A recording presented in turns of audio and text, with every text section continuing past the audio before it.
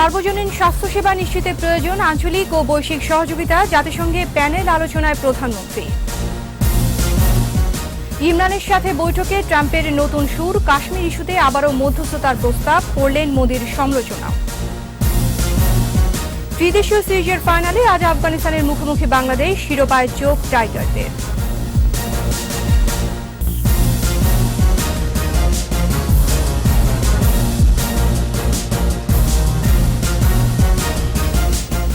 শুনছিলেন first security ইসলামী bank limited সংবাদ শিরোনাম। আমন্ত্রণ জানাচ্ছি সকাল 9টার 21 সংবাদে। সাথে আছি আমি আশা সাবেরা। দর্শক, 21 টেলিভিশনের সংবাদ একই সাথে সরাসরি দেখতে পাবেন আমাদের ফেসবুক পেজ www.facebook.com/2124 অনলাইনে। এছাড়া সংবাদে আরও থাকছে: জাতিসংঘে বঙ্গবন্ধুর বাংলায় ভাষণ, 25 সেপ্টেম্বর বাংলাদেশি ইমিগ্রেন্ট ডে পালন করবে নিউ ইয়র্ক স্টেট।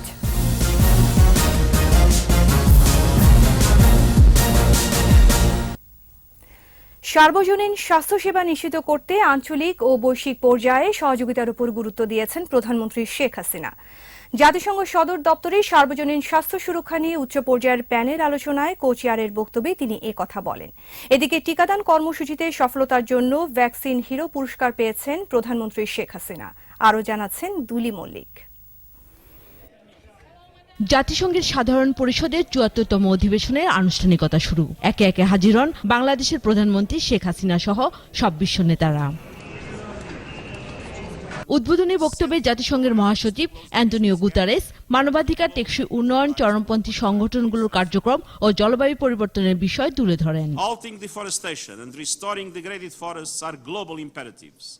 সংস্থাটি ইকোনমিক অ্যান্ড সোশ্যাল কাউন্সিলের সার্বজনীন স্বাস্থ্য সুরক্ষা সমতা, সার্বজনীন উন্নয়ন এবং সবার জন্য সমৃদ্ধি চালিকা শক্তি শীর্ষক উচ্চ পর্যায়ের বৈঠকে স্পেনের প্রধানমন্ত্রীর সঙ্গে কোচেয়ার হিসেবে যোগ দেন শেখ হাসিনা। বলেন, সুস্বাস্থ্য উপভোগ করা প্রতিটি মানুষের মৌলিক অধিকার। Resource mobilization to ensure universal health coverage is a fundamental obstacle in many countries. Effective global partnership to formulate healthcare financing strategy for each country could be an important tool to achieve USC and ultimately SDGs by 2030. I believe collaboration amongst countries, regional and global level is fundamental to accelerate progress in universal health coverage. এছাড়া universal health coverage in least develop কান্ট্রিজের বৈঠকে বক্তব্য রাখেন স্বাস্থ্যমন্ত্রী জাহিদ মালিক। তুলে ধরেন শেখ হাসিনা সরকারের উন্নয়ন চিত্র। In the past decade, under the strong and pro-people leadership of our Honorable Prime Minister Sheikh Hasina, Bangladesh has made tremendous progress in health sector. ৮ দিনের সরকারি সফরে রোববার স্থানীয় সময় বিকেলে নিউ ইয়র্কে পৌঁছান Sheikh Hasina. Duli Mallick, 21 television. New York state ক্যালেন্ডারের অন্তর্ভুক্ত হয়েছে বাংলাদেশি ইমিগ্রেন্ট ডে। বাংলাদেশের স্থপতি, জাতির জনক বঙ্গবন্ধু শেখ মুজিবুর রহমান জাতিসংঘে বাংলায় ভাষণ দেওয়ার দিন 25 সেপ্টেম্বর। এখন থেকে এই দিনটি পালন করবে নিউ ইয়র্ক স্টেট। সম্প্রতি সেখানকার সিনেটে বাংলাদেশি ইমিগ্রেন্ট ডে আইন পাশ হয়। অখিল পোদ্দারের বিশেষ রিপোর্ট। মানব জাতির এই পার্লামেন্টে বাংলাদেশের ৬৭ কোটি মানুষ প্রতিনিধিত্ব লাভ করায় আপনাদের মধ্যে যে গভীর সন্তোষের ভাব আমি লক্ষ্য করেছি, আমিও তার অংশীদার। ১৯৭৪ সাল জাতিসংঘের সাধারণ অধিবেশনে বাংলায় ভাষণ দিয়ে বিশ্বকে চমকে দেন জাতির জনক বঙ্গবন্ধু শেখ মুজিবুর রহমান। বাঙালি জাতির জন্য এটা এক ঐতিহাসিক মুহূর্ত, কারণ তার আত্মনিয়ন্ত্রণের অধিকার অর্জনের সংগ্রাম আজ বিরাট সাফল্য দ্বারা চিহ্নিত। বিদেশে বসবাসকারী বাঙালিদের কাছে বঙ্গবন্ধুর সেই ভাষণ ছিল ভিন্ন এক অনুভূতি। বাংলায় ভাষণ দেওয়ার সেই দিনটিকে বিশেষ মর্যাদা দিতে দীর্ঘদিন ধরেই যুক্তরাষ্ট্রে প্রবাসী বাঙালিরা দাবি জানিয়ে আসছিল। 2015 সালের 16 ডিসেম্বর থেকে পরবর্তী সময়ে মুক্তধারা ফাউন্ডেশন, স্টেট পার্লামেন্ট সহ যুক্তরাষ্ট্রের বিভিন্ন দপ্তরে আবেদন জানায়। ক্রমশ এই দাবিতে জোরদার হতে থাকে আন্দোলন।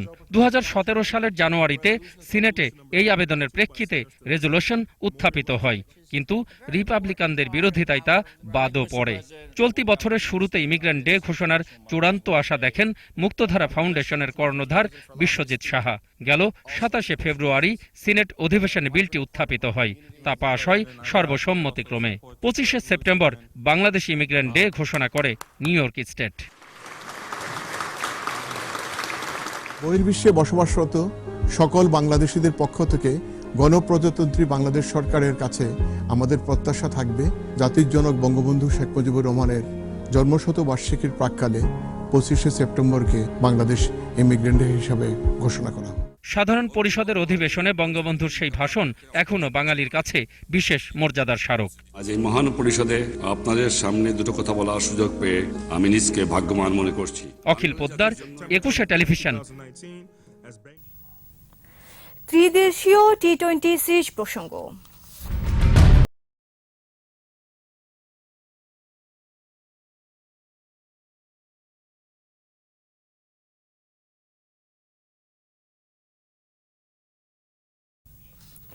ত্রিদেশীয় টি-20 সিরিজের শিরোপা নির্ধারণী ম্যাচে আজ আফগানিস্তানের বিপক্ষে মাঠে নামবে বাংলাদেশ। আফগানিস্তানকে শক্তিশালী প্রতিপক্ষ মানলেও নিজেদের সেরাটা দিয়ে শিরোপা জিততে চায় স্বাগতিক দল। অন্যদিকে গ্রুপ পর্বের শেষ 2 ম্যাচে হারলেও চূড়ান্ত লড়াইয়ে জয় ভিন্ন কিছুই ভাবছে না আফগানরা। মিরপুর শেরেবাংলা স্টেডিয়ামে সন্ধ্যা 6:30টায় শুরু হবে ম্যাচটি। সৌরভ ইমামের রিপোর্ট। ত্রিদেশীয় এই টুর্নামেন্টের শুরুটা প্রত্যাশা মাফিক না হলেও ধীরে ধীরে খোলস ছেড়ে বেরিয়ে আসে বাংলাদেশ। বিশেষ করে চট্টগ্রামে দাপুটে জয় কোণঠাসা করে দুই প্রতিপক্ষ জিম্বাবুয়ে এবং আফগানদের। এবার ফাইনাল ম্যাচে জয়ের সে ধারা ধরে রেখে শেষ হাসি হাসতে চায় বাংলাদেশ। দলের প্রধান কোচ রাসেল ডোমিঙ্গোর চোখও শিরোপার দিকে। ম্যাচ পূর্বের সংবাদ সম্মেলনে প্রধান কোচের আত্মবিশ্বাসী কণ্ঠই শোনা গেল। আমাদের 60-70 ভাগ দিলে চলবে না, মাঠের লড়াইয়ে সেরাটা দিলে সাফল্য ধরা দেবে, আর শুরুতেই উইকেট কম হারিয়ে বড় স্কোরের ভিত গড়তে হবে। এদিকে গ্রুপ পর্বে শুরুটা দারুণ হলেও শেষ 2 ম্যাচে হেরে আত্মবিশ্বাসে কিছুটা চির ধরেছে আফগানিস্তানের। এরপরও দল নিয়ে বেশ প্রত্যয়ী দলপতি রশিদ খান। গ্রুপ পর্বের ভুলগুলো শুধরে ফাইনালে ঘুরে দাঁড়াতে মুখিয়ে আছে আফগানরা। তারুণ্য আর অভিজ্ঞতার মিশেলে গড়া দল নিয়ে তাই তো ফুরফুরে মেজাজে আফগান দলপতি। আমাদের দলে অনেক ভালো খেলোয়াড় রয়েছে। গ্রুপ পর্বে আমরা 2টি ম্যাচে হেরেছি, তবে এখন আমাদের চোখ শুধুই ফাইনালের দিকে।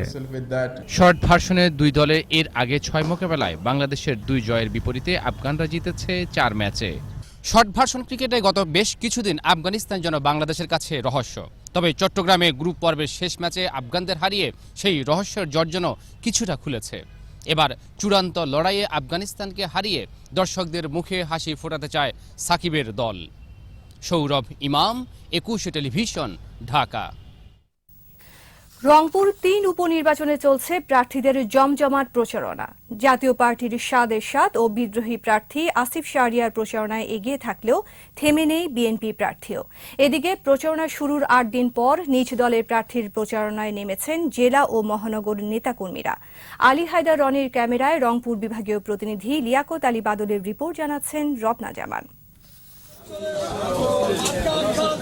প্রচারণা শুরুর 8 দিন পর জেলা ও মহানগর বিএনপির নেতাকর্মীরা তাদের প্রার্থী রিটা রহমানের পক্ষে মাঠে নেমেছেন। সঙ্গে যোগ দিয়েছেন বিএনপির রংপুর বিভাগীয় প্রতিনিধি অধ্যক্ষ আসাদুল হাবিব দুলু।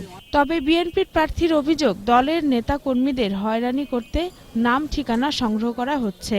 সেই সাথে দলীয় লোকদের নির্বাচনী কর্মকর্তা নিয়োগ দেওয়ারও অভিযোগ করলেন তিনি। পুলিশ এসে তাদের নাম নিচ্ছে, তখন তো তার মানে হচ্ছে যে তাদের একটা হুমকি দেখানো, তারা যেন নির্বাচনী প্রচারণায় সেইভাবে অংশ না নেয়। অন্যদিকে জাতীয় পার্টির প্রার্থীর বিশাল কর্মী বাহিনী প্রচারণা চালিয়ে যাচ্ছেন। আর জাপার বিদ্রোহী প্রার্থী ও এরশাদের ভাতিজা আসিফ শাহরিয়ার বলেন, নির্বাচিত হলে রংপুরকে মডেল নগরী হিসেবে গড়ে তোলা হবে।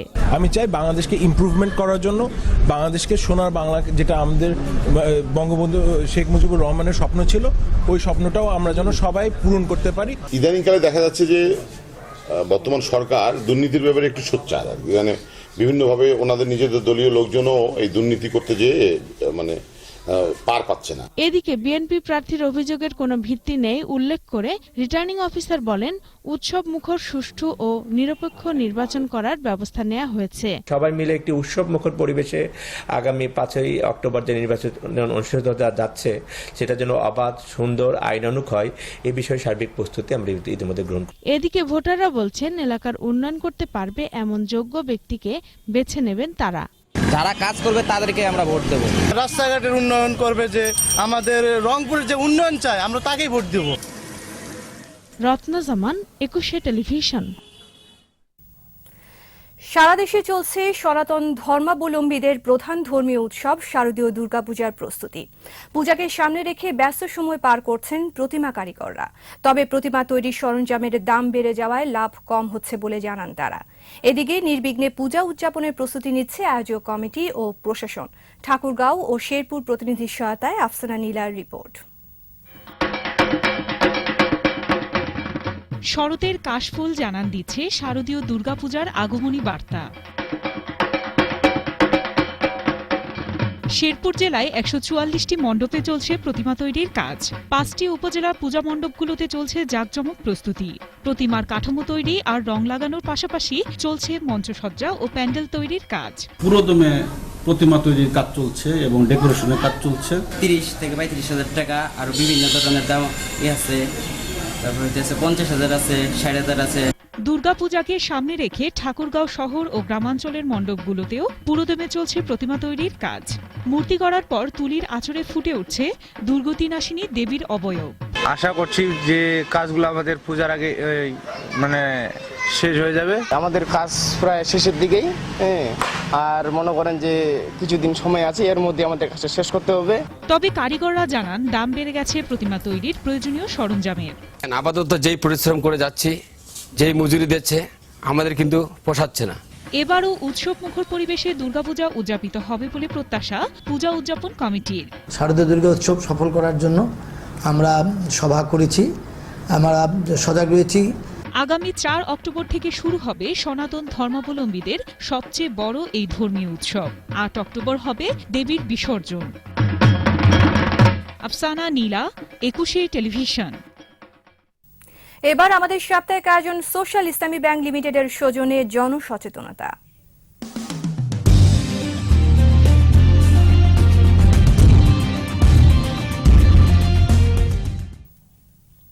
কিশোরীর স্বাস্থ্য সুরক্ষায় সাতক্ষীরায় তৈরি হচ্ছে উন্নত মানের ন্যাপকিন।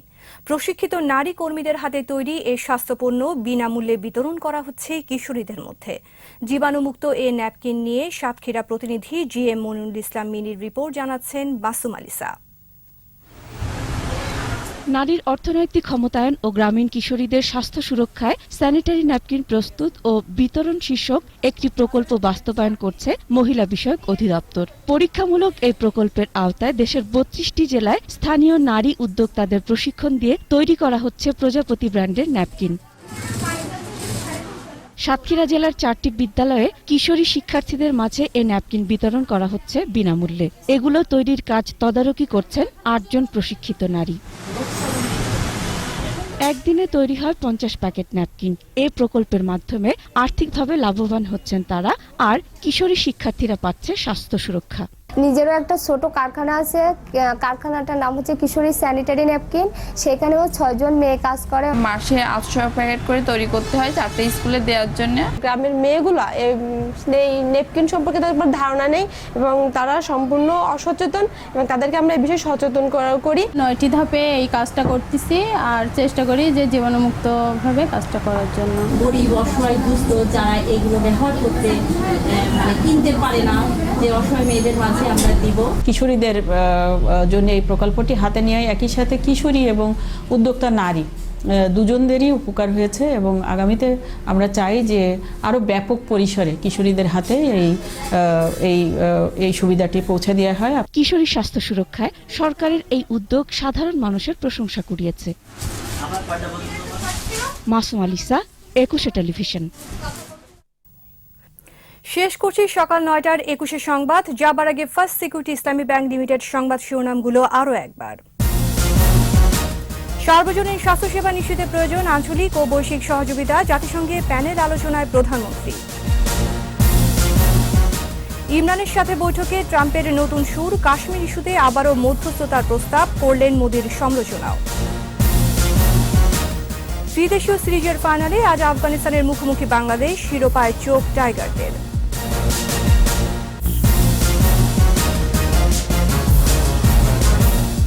সর্বশেষ খবর জানতে ডায়াল করুন 2021 নম্বরে আর ভিজিট করুন ekushe-tv.com ওয়েবসাইটে। এছাড়া ফেসবুকে ভিজিট করতে পারেন facebook.com/ekushe24 অনলাইনে। এতক্ষণ সাথে থাকার জন্য ধন্যবাদ। পরবর্তী সংবাদ বেলা 11টায় দেখার আমন্ত্রণ রইল। একুশের সাথেই থাকুন।